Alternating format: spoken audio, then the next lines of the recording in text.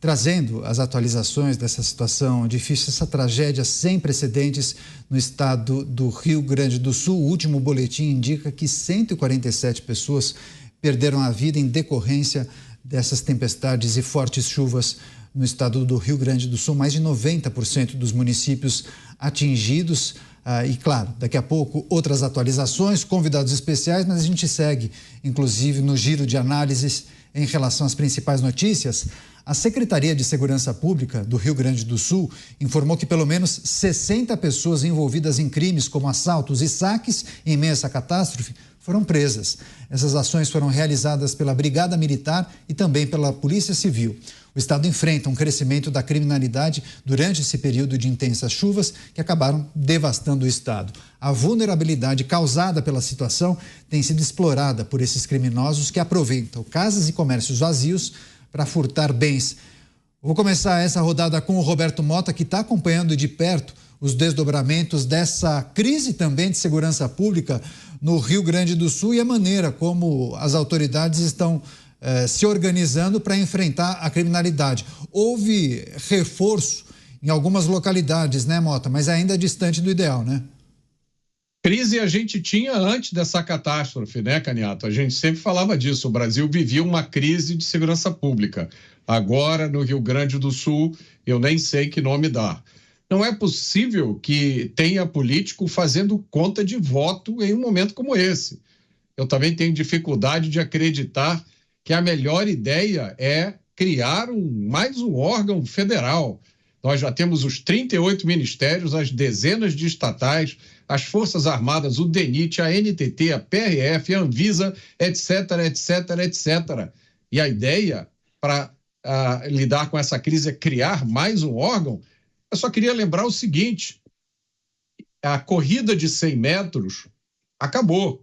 Agora começa uma maratona. Serão muitos meses com problemas graves e problemas novos. As pessoas vão passar por muitas dificuldades. Muita gente vai querer, por exemplo, vender sua casa, vai querer se mudar, não vai conseguir. As empresas vão tentar voltar a funcionar, não vão conseguir. Eu vejo muita gente tentando minimizar, ao invés de tentar entender o tamanho dessa tragédia. Para mim, essa tragédia do Rio Grande do Sul é muito maior do que a do furacão Katrina de Nova Orleans. Talvez essa tragédia do Sul se compare com aquele tsunami que atingiu o Japão, com uma pequena diferença: nós não somos japoneses. Programa Os Pingos nos Is, as principais notícias e atualizações da tragédia no estado do Rio Grande do Sul, sempre contando com as análises dos nossos comentaristas. Você, Cristiano Beraldo, os desafios na área da segurança pública em meio à tragédia. Trouxemos, inclusive, na semana passada, as informações do aumento substancial de casos de saques a casas, comércios também, violência sexual em vários abrigos, enfim, uma coisa terrível de se imaginar. O que é preciso considerar nesse momento? O último boletim indica que pelo menos 60 pessoas foram presas nos últimos dias por saques a casas e estabelecimentos comerciais. Beraldo. Pois é, Caniato, eu vou começar de trás para frente para aproveitar o comentário do Mota e lembrar que o Japão gastou 300 bilhões de dólares para reconstruir a sua infraestrutura, casas, rodovias, enfim, tudo que foi necessário fazer depois do tsunami. 300 bilhões de dólares, isso já tem mais de 10 anos, a gente está falando de R$1,5 trilhão de reais. Por isso que quando eu vejo esses números que estão falando, que parecem grandes somas de dinheiro, a gente ouviu isso aqui, R$1 bilhão para reconstruir as estradas. Vamos mandar 19 bilhões, não vamos emprestar. Isso é absolutamente nada diante do tamanho, da dimensão da tragédia que se abateu sobre o estado do Rio Grande do Sul. E o Mota tem toda a razão também quando se refere a uma tragédia maior do que o Katrina, que destruiu boa parte dos Estados Unidos. Isso realmente é assim, uma situação que vai demandar um investimento muito sério. Por quê? Porque o Estado precisa ser reconstruído. Não é reparado, é reconstruído, porque não se pode permitir que a infraestrutura existente até então seja reparada, porque ela se revelou absolutamente incapaz de conter a realidade dos fatos do evento da natureza. Porque não é que choveu uma vez e aí, de repente, tudo colapsou. Não. Isso é o somatório de uma infraestrutura feita de maneira porca, como em geral é feita no Brasil.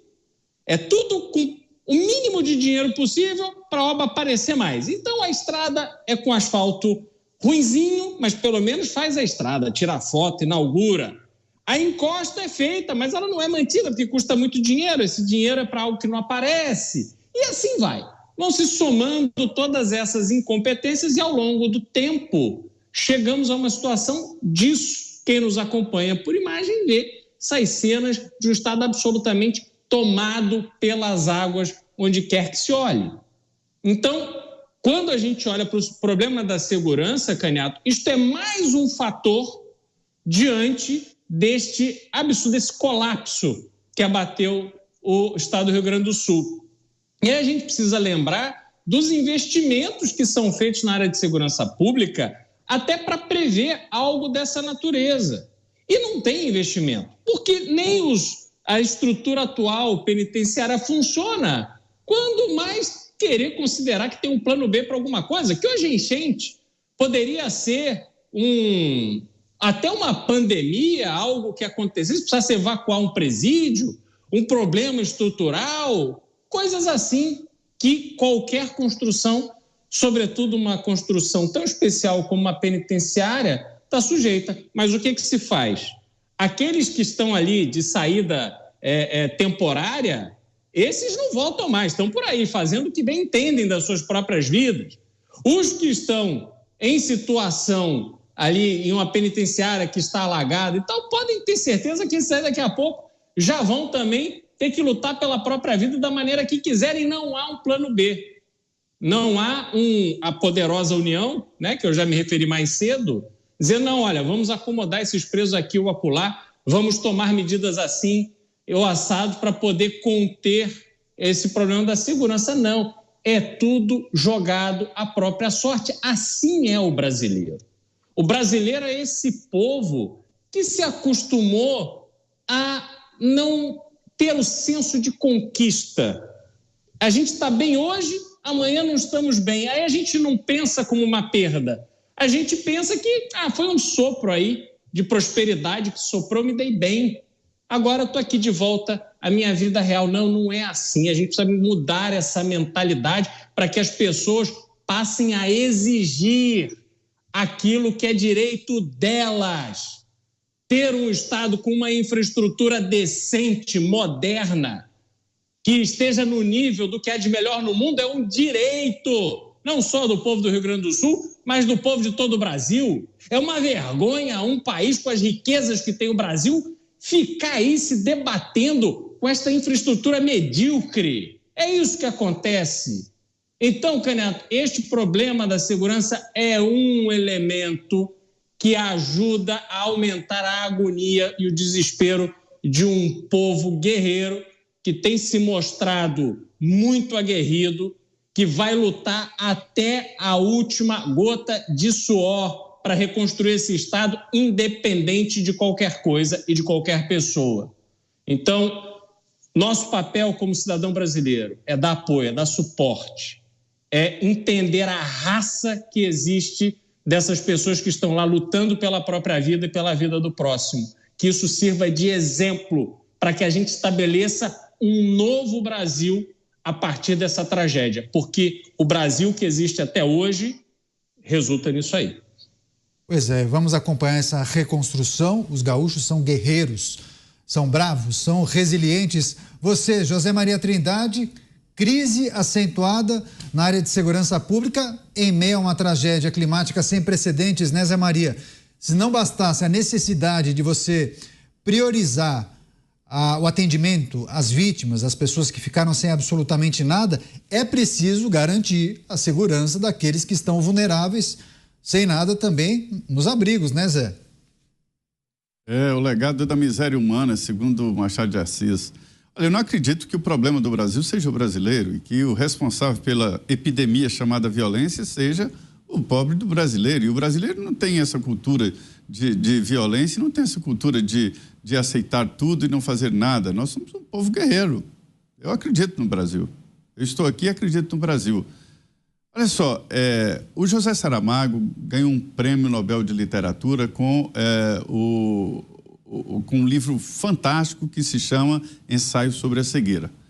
Esse livro mostra ali o que acontece. Um secretário lá do Rio Grande do Sul diz que, numa tragédia, o ser humano mostra o pior e o melhor de cada um. E é verdade. Eu costumo dizer, antes de se casar, o casal deve fazer uma viagem. Na viagem também se revela o pior e o melhor de cada um, né? A pessoa se desnuda. E numa tragédia, a humanidade se mostra, né? Então, esses cães, esses ratos que se aproveitam do momento assim para roubar armas, para roubar os pobres, coitados dos vizinhos que estão desassistidos, isso aí existe na humanidade, não é coisa do Brasil. No mundo inteiro existe esse tipo de coisa, né? Voltando aqui ao ensaio sobre a cegueira, mostra que o livro mostra que nós, humanos, temos esta compulsão, né, de nos orientarmos para o bem nosso. E numa emergência, todo mundo quer, aqui em Brasília se diz politicamente, né, puxar a brasa para a sua sardinha. Sobre a cegueira, todos ficaram cegos e uma só pessoa vendo, que ficou sem cegar, segundo lá o livro. E aí mostra exatamente a desintegração da sociedade. Aí não tem mais poderes, não tem mais leis, não tem mais nada, cada um por si. E um cego, que era cego de nascença, ele acaba se transformando num vilão, num algoz, porque ele tinha vantagens sobre os demais, porque ele era cego de nascença, adaptado. O cego que não era cego não tinha nenhuma aptidão de andar no escuro, tateando. Então, eu estou contando essa história para dizer que, assim, a humanidade tem esses ratos, a humanidade tem pessoas boas. Eu acredito num mundo melhor. O problema é que esses ratos e essas pessoas más, quando elas produzem as maldades, elas chamam tanta atenção que dá a impressão de que o mundo é um mundo cão, que o mundo é um mundo mau. Não, o mundo é um mundo organizado, um mundo bom. E essas pessoas chamam e devem mesmo chamar a atenção quando praticam essas maldades. São maldades em dobro. Entendo, inclusive, de que a lei deve tratar de forma diferente um criminoso que se aproveita de um momento assim.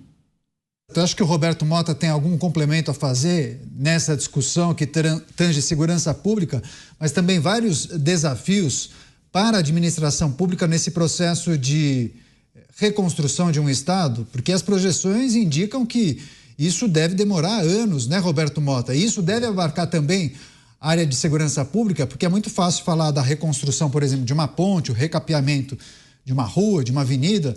Quando a gente fala de reconstrução e pensando também na área de segurança pública, que muitas vezes é algo mais subjetivo, né? Passa pelo governo, a ideologia e a maneira como cada um encara determinado problema, queria te ouvir. É evidente, Caniato. Eu vou dar só um exemplo aqui, né? Eu estava vendo aqui uma notícia que parece que foram enviados 1.500 homens da Força Nacional para o Rio Grande do Sul. Ora, o Rio Grande do Sul tem 447 municípios, então isso dá mais ou menos 4 homens da Força Nacional por município.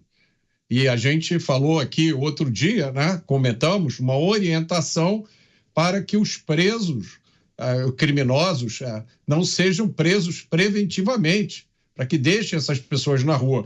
A gente recebe notícia, Caniato, de que há muitos presos dos regimes semiaberto e aberto que estão nos abrigos.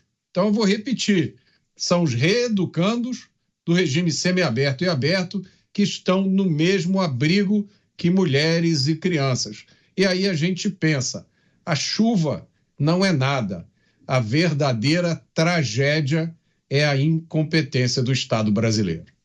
Pois é, essa é uma situação muito delicada. Agora, José Maria Trindade, a gente tem visto a mobilização de alguns parlamentares, inclusive muitas ideias surgindo nesse momento para esse processo que envolve a reconstrução do Rio Grande do Sul? Nesse primeiro momento, claro, atenção total ao resgate às vítimas, o atendimento àqueles que estão sem casas, mas já há, inclusive, muitas ideias nesse momento, não são projetos formalizados, mas para a reconstrução de um Estado.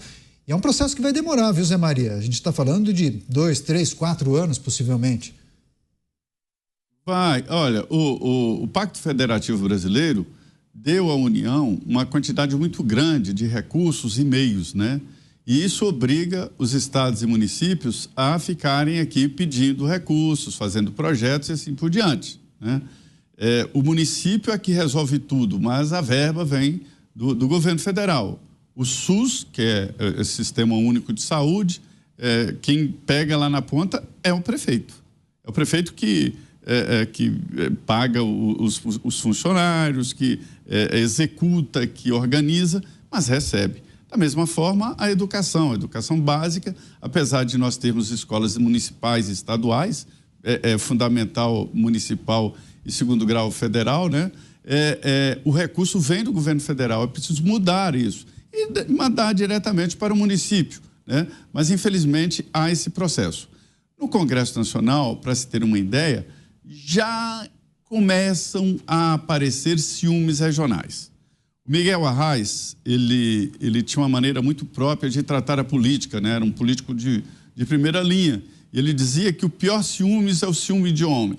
Era uma frase que ele dizia sempre. Por quê? Era o ciúme do deputado com outro deputado que estava mais próximo dele, quem ia no avião dele, qual era o secretário que vinha a Brasília com ele e tal, ele governador de Pernambuco. Aí ele cunhou essa frase, né?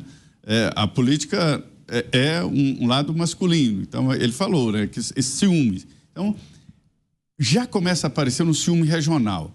O Nordeste está dizendo, olha, tá bom, vamos ajudar, vamos aprovar qualquer medida para o Rio Grande do Sul, porque é preciso, tudo precisa passar pelo Congresso, porque trata-se de uma maneira especial de mandar recursos. Mas quando houver uma tragédia no Nordeste, queremos a mesma atenção.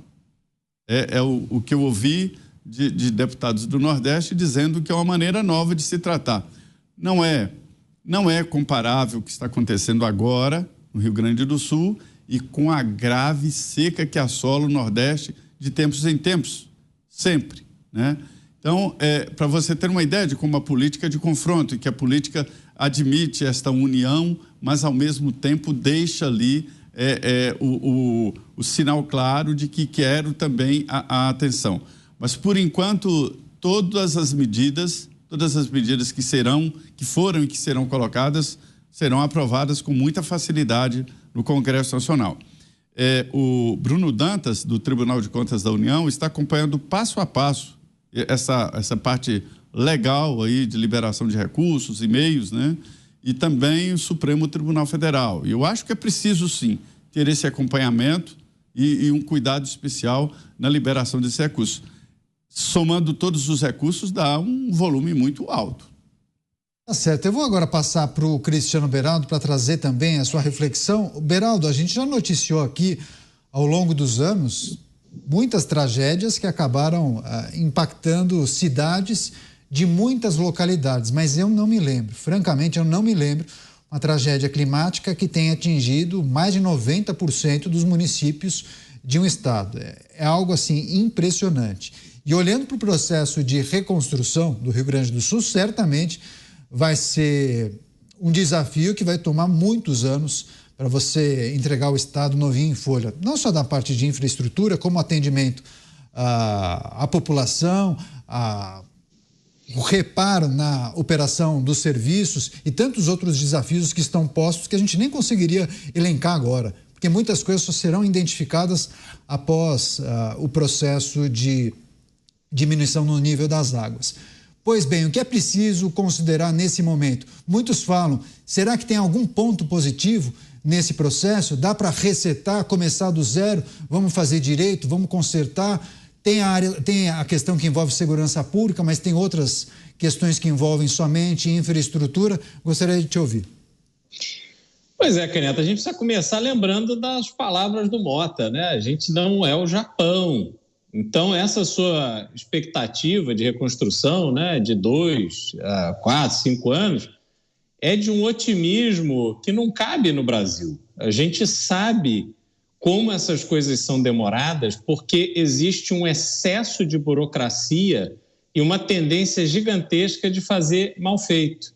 E as pessoas vão organizando as suas vidas a partir da realidade que enfrentam. E aí a vida vai seguindo, a coisa vai indo, daqui a pouco cria-se uma nova rotina, novas formas, sobretudo de mobilidade, de atividade, e a coisa vai sendo postergada, empurrada com a barriga. E a gente ainda tem que lidar com essa realidade, Caniato, que nos trouxe o Zé Maria, dizendo dessa preocupação de representantes de estados, sobretudo do Norte e Nordeste, de que quando acontecer tragédia lá, também querem o mesmo tipo de atenção, o mesmo tipo de verba. Como se fossem absolutos pobres coitados, mal representados. Olha, eu fico assim, boquiaberto de ouvir esse tipo de comentário. Sabe por quê? Porque existem inúmeros órgãos públicos, empresas públicas, que estão dedicados a levar investimentos para o Norte e para o Nordeste. Existem, na história do Brasil, sobretudo na história recente, um número imenso de presidentes da Câmara, presidentes do Senado, vindo do Norte e do Nordeste, presidentes da República, inclusive o atual, que é do Nordeste. Eu não entendo por que não se cobra deles o desenvolvimento dessas regiões, porque oportunidades não faltavam, mas mais do que oportunidades, sobrou safadeza, incompetência, corrupção. É disso que se tem que tratar. Não cabe aqui querer cobrar algum tipo de privilégio a esse ou aquele, quando oportunidades todos tiveram. Parece que estamos no país onde tem os coitadinhos e os beneficiados. Beneficiados com quê? Me expliquem, com que o Rio Grande do Sul foi beneficiado na história do Brasil? Qual é a grande mamata que teve São Paulo? Me expliquem, qual é a grande mamata que teve São Paulo? São Paulo foi trabalho. Há uma razão pela qual as estradas de São Paulo, aquelas que são estaduais, são muito melhores do que qualquer estrada federal do Brasil. Há um motivo pelo qual, em São Paulo, se desenvolveu a indústria, se desenvolveu a agricultura forte, se desenvolveu portos e aeroportos. Há um motivo. Tem muita coisa o que fazer, mas há um motivo. Ora, não venham com esse chororô de pires na mão, porque se investissem em educação, se permitissem que a população cobrasse os seus direitos e cobrasse os seus políticos, tenho certeza que o Brasil como um todo estaria muito melhor. Então, assim, realmente eu saio do sério com esse tipo de discurso, porque isso é discurso barato de safado, que está preocupado em ver dinheiro público correr para o lado dele para ele meter a mão. Isso é inaceitável, sobretudo diante de um desastre absoluto, como registrou bem o Caniato, jamais visto no Brasil, isso que está acontecendo no Rio Grande do Sul. Todo o nosso esforço, nossa solidariedade deve ser para ajudar a reconstruir esse Estado, porque é um Estado parte do Brasil. Ajudando o Rio Grande do Sul, ajudamos o Brasil. Não venha com esse papinho de bairrismo, não venha com esse papinho de que eles são beneficiados e a gente não tem benefício nenhum, porque isso é mentira, isso é safadeza, isso é falta de vergonha na cara. É isso, muitas pessoas concordando com a manifestação do Cristiano Beraldo.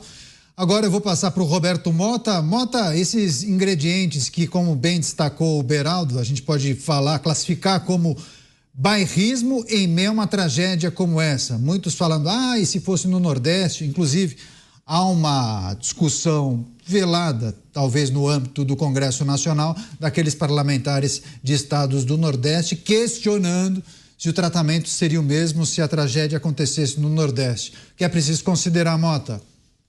Caniato, tem muita gente desperdiçando uma excepcional oportunidade para ficar calado. E é justamente nesse momento onde a gente vê uma das coisas que eu jamais imaginei que fosse ver no Brasil, que é a mobilização dos voluntários. Os voluntários do Sul. Na verdade, gente de todo o país que está lá, né? São heróis. A gente reclama que no Brasil não tem herói. Olha aí, olha os voluntários do Sul. São os heróis por excelência. São generosos, são corajosos, são anônimos, Canhato. A gente não vai saber o nome da maioria deles. Esses heróis do Sul, Canhato, são o antídoto para os políticos populistas e parasitas que infestam o Brasil desde a sua criação. Esses heróis do Rio Grande do Sul são a resposta brasileira a essa fúria estatizante, a essa cultura da morte, cultura do vício, a essa promoção do ódio e do conflito como política social. Esses heróis do Rio Grande do Sul são muito maiores do que eles próprios imaginam, porque um povo que socorre a si mesmo, imagine que outras coisas maravilhosas esse povo não pode fazer.